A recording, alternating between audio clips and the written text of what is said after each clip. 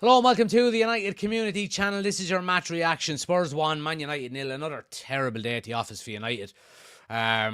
And we dropped to 15th in the Premier League. It's not good, lads. It's not good at all. It really, really isn't. Before we jump into it and introduce the guys, please smash a like on the video. Subscribe if you're new to the channel. Helps us out an awful lot. And get your comments in below as well in the live chat. Or if you're watching back, let us know your thoughts in the comment section. But look, we've got Chris and Desi on as always. Desi, I'll go to you first this week. Yeah, what did you make of it? Because I'm not too happy. Am I on my own in that one, or do you agree? Yeah, not good enough, Jack. But we've a lot of injuries. I feel like when you look at where we are in the league and the condition of our team, we missed some big chances today, and we can't afford to do that for the rest of the season. Yeah. We could have probably got a result out of that game, and that's being positive about it. But it's looking bleak for the rest of the season. Obviously the news coming out about Ahmad being out for the rest of the season, and Yeah. we didn't have the likes of Kobe Manu or Gatti there today. That killed us a little bit. Yeah, it's gonna be a long run in, Jack. But we just have to stick behind this manager, and I know people are gonna get sick of listening to that, but we have to just stick by this. Look, he hasn't had the ammunition to do what he wanted to do. We can't Yeah. judge him really on the team that he has, can we? Yeah. Really? Like, you know, we just have to stay up. I don't say that lightly. We have to stay up and then get the season over and done with and go again next year. Yeah. Chris, what was your make or take on it? Any positives, or give us your thoughts. I mean, I think that Xerxes played pretty well today. I mean, not great, but pretty well. I like what I see out of Patrick Dorgu. I think he's at what is he, 20 years old? Looks pretty Yeah. good out on the left. Positives. I mean, I think Maguire played okay. I mean, I don't think he had Delict had a one. We had one mistake by Delict that I'm a fan of his, but he made a mistake today. It was ball watching, and they scored a goal. Yep. Um, Other than that, I mean, we have no legs in the midfield. I mean, I saw Bruno today try to, he was scolding Delict on the goal, and as well as he should. Um, but again, like one of the commentators said before the game is like, square pegs, round holes. Yeah. You know, I mean, and I said in the chat, I mean, it's when I said that, nothing's changed from Ten Hag ball. It's and I'm going to stick to this, is that every time Garnacho gets the ball, he's out wide and he's always cutting in. He's never, we talk about how I mentioned that we can't string passes together because we're too far apart. Yeah. We really are. I mean, that channel is meant for Dorgu and Delo or whoever's playing on at that wing back position. That's where he should be when he's sitting with his feet on the touchline. There's no room. There's no room there. He's supposed to be playing at 10, so he needs to be inside. He needs to be inside, being able to, make a triangle and make the passes and connect and everything like that. And that's my problem. I'm like, should he have scored twice today? Yeah. Yeah. I mean, and that's an issue, and everything. I mean, you look at our bench, we had one 30-year-old and everybody was under 20, Yeah. and but at that point, I would have liked to see some of those kids get time more than Cheeto. Obi Martin gets what, 2 minutes? Like, I Yeah. mean, what's the what? I mean, there's no reason for, if you're gonna bring him. There's no reason to not try to play him at least 10, at least 15 minutes. I understand that you don't want to play him 30 or something like that, but you're giving the guys a chance to come back into the game. But at 15 minutes, you at least give them 15 minutes to get into the game. I mean, if I was Cheeto Obi Martin, I'd be mad that I made my debut with 2 minutes left in the game. Yeah. Like, really? I mean, so I mean, as much as we give shit to Casemiro and everything like that, like, I mean, he did what we asked him to do. He came in and he played, and he's just not. He doesn't have the legs anymore. And that's just what it is. Well, Chris, let me ask you on that point. In terms of the midfield, what do you do with the midfield for the next? Yeah, look, I know that Collier and Ugarte, by all accounts, are going to be not too long out, but But what do you do? Do you stick with Casemiro, or do you bring in a young player and give them an opportunity? You know what I mean? I mean, I at this point, I would say that it's a tough one because without having a, I mean, I would rather, honestly, I would rather see Casemiro play and you put someone athletic like Kone next to him, the 19-year-old. I mean, Yeah. and because if you read about him, I mean, of course, I don't watch him because I don't watch the academy and everything like that. But from what you read, he's high energy, he's athletic, he can run, he can carry the ball forward and so forth. I mean, what do you have? I mean, if he can do all those things, he's everything that Casemiro is not. So if you put Casemiro just in the to play defensive and you let him run around. I mean, because I'll be honest with you, I think we really miss Bruno playing in the 10. I mean, Bruno has to be in there playing in the 10 to give us those options up Yeah. top. And I think that's part of it.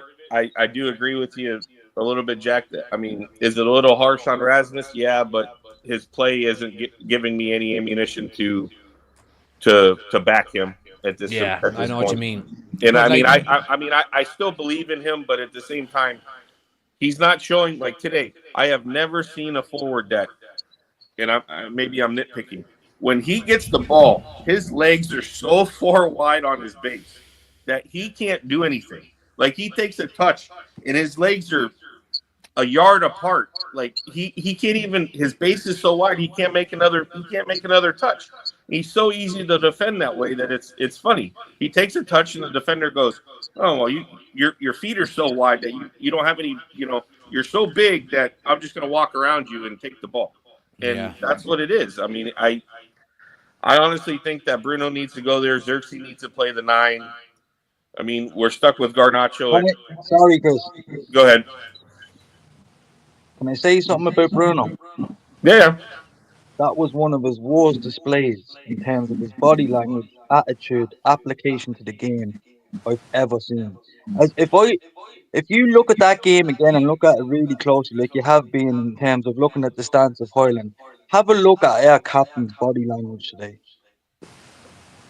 When we're down in the trenches, Chris, and we've got players injured, and we've got, probably one of the weakest squads we've had, and he's wearing that captain's armband. He has to take the responsibility of being captain and shown by his body language, whether we're being beaten or not, that he's going to fucking fight for the rest of the team. Now, in terms of the goal, we can blame the leak all we like. If you go prior to that, where he's going to close the ball down, Fernandez, he gets nearly to within a yard of him before he takes the shot and he turns his back on him.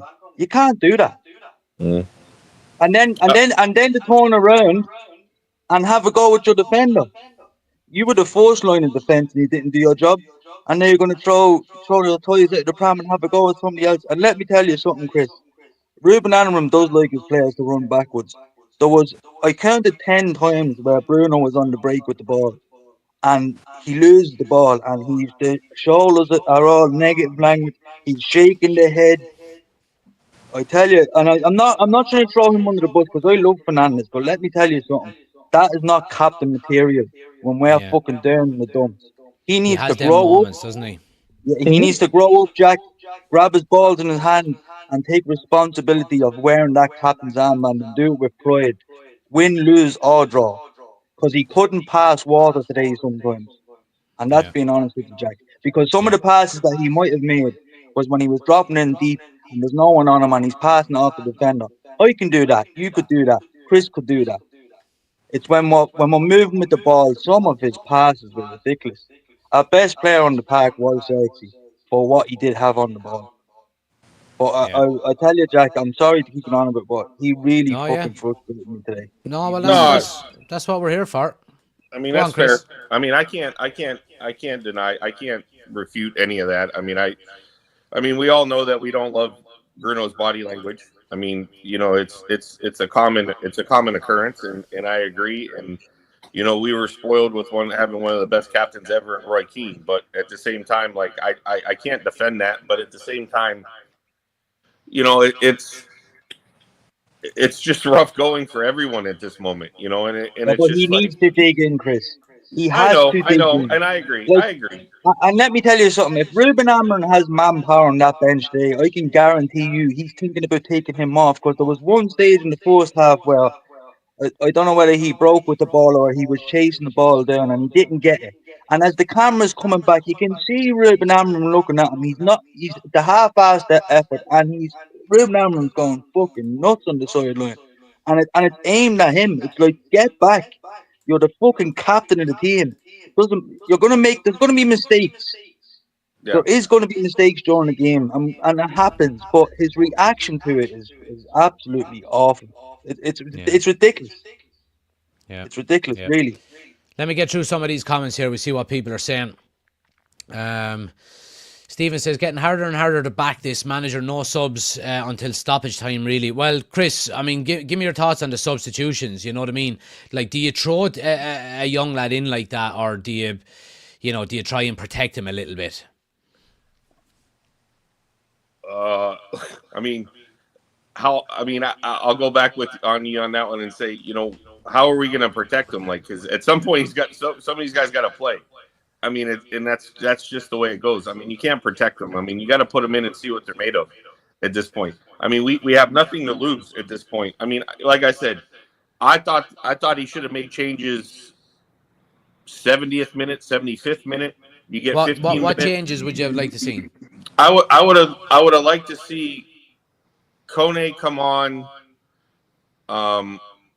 and leave Casemiro on, because I think you can just have him like hold in the middle and let Kone run and let him carry the ball. Move Bruno up, and you know, maybe take the low off. And because if you're going, I mean, I'll be honest with you, the worst player on the pitch was Delo today. So slow with the ball, it's unbelievable. So slow with the ball. No, I think Highland was worse. All right, well, I'll go. We'll go right. We'll go 1A, 1B on that one. But at the same time, but like there, I mean, but there's. I was times, in 1A in school, so I was. All them 1B lads were all the troublemakers. But the problem with Delo, the only reason why I say that is there are many times in the first and the second half, he gets the ball out on the wing, he takes a touch, he looks up, and honestly, there's guys on the backside waiting for a cross, and he never delivers it, never. And to be honest with you, then that time is wasted. Then you got to recycle, and everybody's got to make movements again, because they all go looking for the cross, and they're like, oh crap.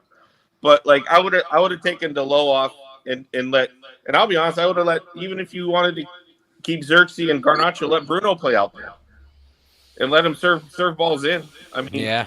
I would have done that, and I would have probably taken Rasmus off and brought Cheeto Obi Martin in and let him play up top. I mean, Can't believe you left that one to last. That would have been the one I would have led with. I would have led no, with I that mean, not in any specific order, but then, you know, and those are the two moves I would have made it like 75 minutes, 70 minutes, 75 minutes.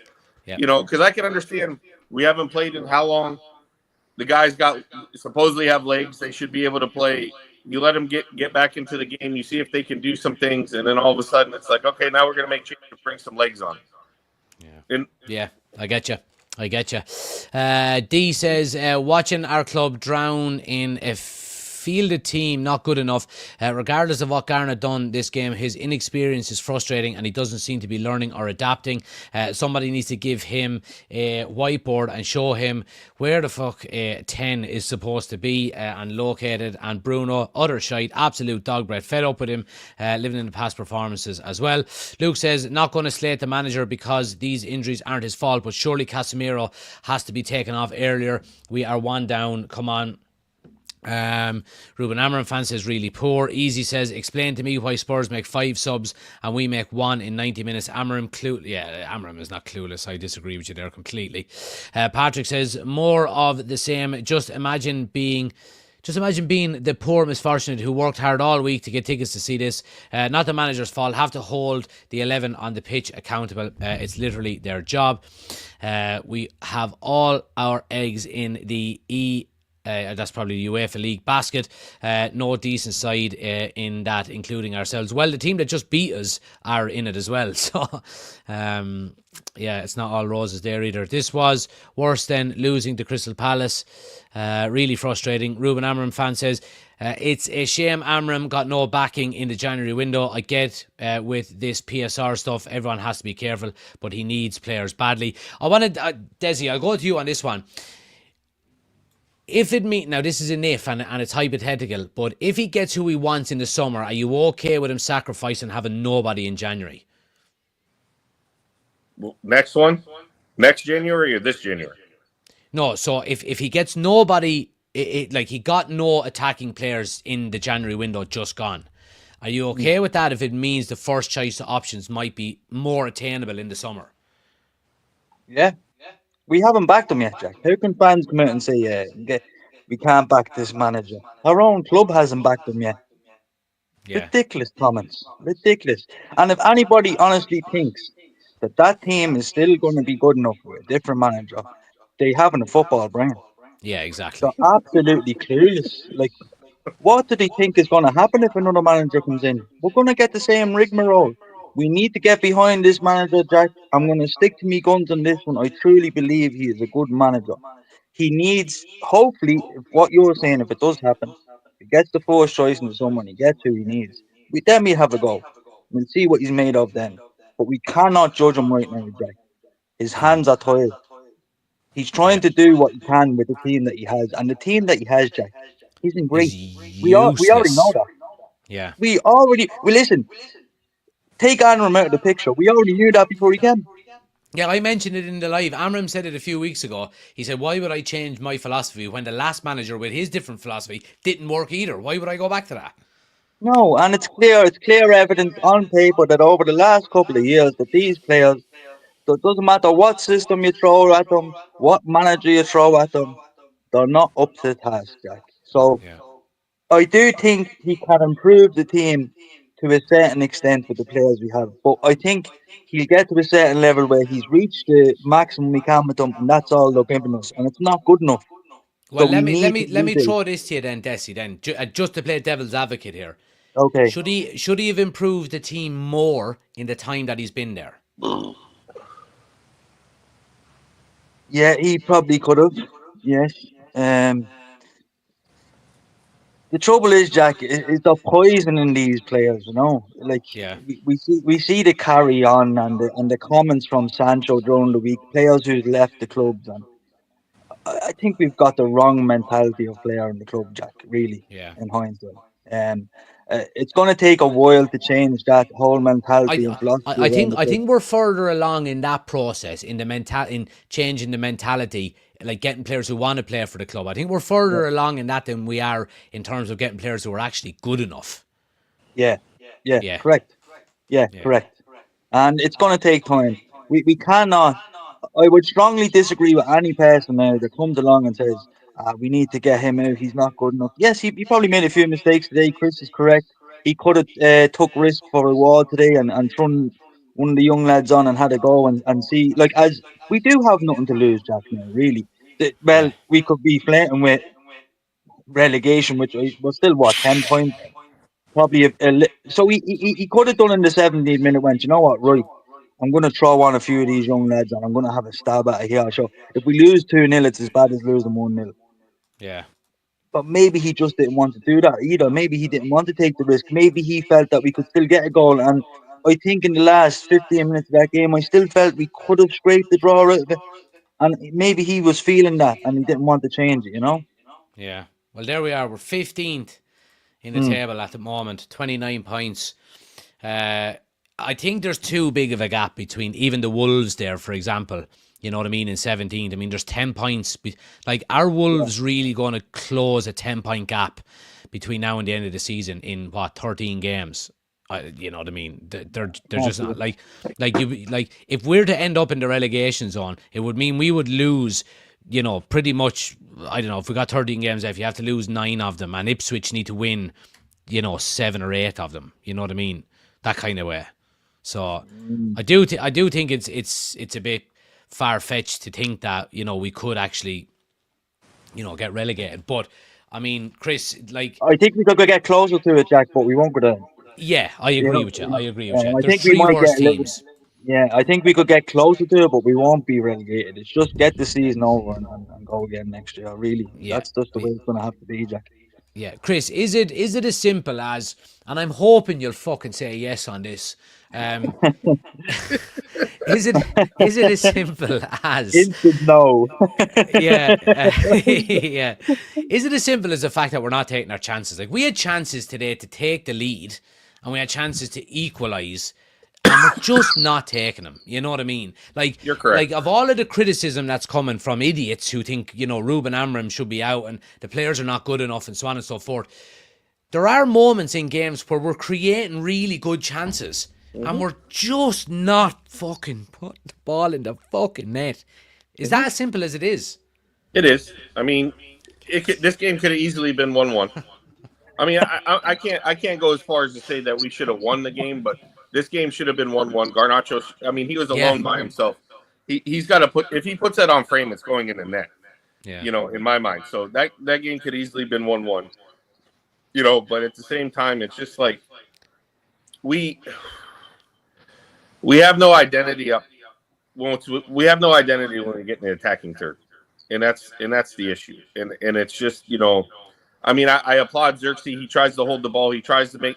I'll be honest. I think he tries to make those little 1-2 passes. And I agree. do things and move but the other guys are just like, what are you doing? Why are you doing that? Like, what do you mean? You know what? It's like, and I just don't understand it. Like, I'd love to go to Carrington just to watch training and be like, what do you guys do when you get in the attacking third? You just gotta say, okay, we're gonna reset and move the ball back, and then it'll all figure itself out. But like, no, I just don't understand it, and it's just part of it is I think we're too far spaced out. I really do. When we get, I'm fucking spaced out watching them. We haven't got the experienced striker that we need, Jack. Yeah. That can put the ball into the back of the net. Not after the third chance, not after on the first one. Yeah. Instant killer instinct. When that chance comes, like Garnacho there today, if that had been someone experienced, that was in the back of the net, no doubt.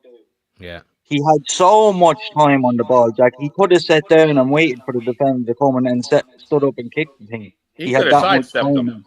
He could have it was taken another touch and pulled it and made the guy look like the lick when he slid by him, and he could have very well just made him inexperienced, Jack. Yeah. Yeah, I get you. And that's I get what you. it boils down to, Yeah, I get But you. I also say, so if you look at that one chance, okay, where Garnacho gets that ball, where is he on the field? He's not out wide, but he's more playing like where he should be as a number 10. That's where he should be playing. Well, I think. Sorry to cut across you, Chris. No, I think in the middle third he goes wide, but in the final third, when you're that advanced up the field, there's like when you're on the edge of a box, there's no point in being out on the touchline.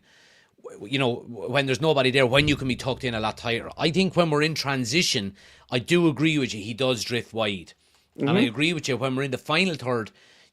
On the break, he does come in. You know what I mean? He does, but is that an instruction to get an overload on that side? It has to be, lads. It has to be. He's not Ruben Amorim.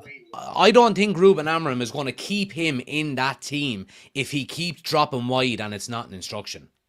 But I would pose this, and I would say that he needs to drop even farther in and closer to mid goal, so you overload the middle part of the park, so you can play the ball. Because if you do that, if you have the ball on the right and he's overloading and you're able to play 1-2 passes, that means the left side is completely wide open. No one's going to be there, and that's where your wing back is supposed to be making that run. If the ball if you play that diagonal, that's his run. Yeah. He should not be the one even considering going for that ball. I mean, that should be Dorgu or whoever's playing on that wing back. That's where they should be, and they should be all alone with whichever defender, because you need to draw everybody in. And we have to be able to play 1-2 passes in the middle of the park to score goals. Yeah. I mean, it's almost like we're too far spaced out. It's like if you watch any other team, when they get the ball, they have 4 or 5 players ready to play the ball on the one side of the field. We don't. We have like 3. And that's where I'm like, this is where we struggle. And it's just like, like I watched a couple times, Xerxes and Hoyland, they go to the backside ready for a cross. Well, if you take those 2 and Garnacho's back there, you just took 3 out. And then who's going to be on the ball side? Yeah. There's no one there. Yeah, I get you. I agree. And what frustrates me as well is there's not enough players running across the first man. 100%. On cross, like the strikers. Rasmus Højlund is not getting across the front man, and Xerxes doesn't do it either because he's more involved in link-up play. Party Boober says, someone mentioned it on the Trident podcast that we have Villa last and Rashford will score to get us Oh, don't fucking tell me that. Jesus Christ. If one of the boys said that on the Trident podcast, I'm not going back. He says, we've not got the experience, anything, in terms of any position on the pitch. Kiefer says, the low and Bruno not good enough, lads. Simple as Bruno is way off. My 6-year-old son plays better on a Saturday morning. It's a disgrace. I disagree. He is good enough. He needs to be more structured in his gameplay in terms of his build-up play and his defensive side of his game, and he needs to keep his position better.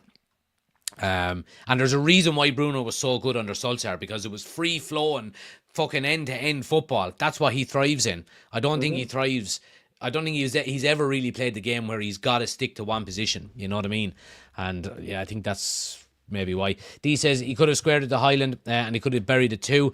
Finn says we have got worse since Ten Hag left with the same team. Yeah, well, that's a change of formation and change of tactics mid-season. That doesn't help either.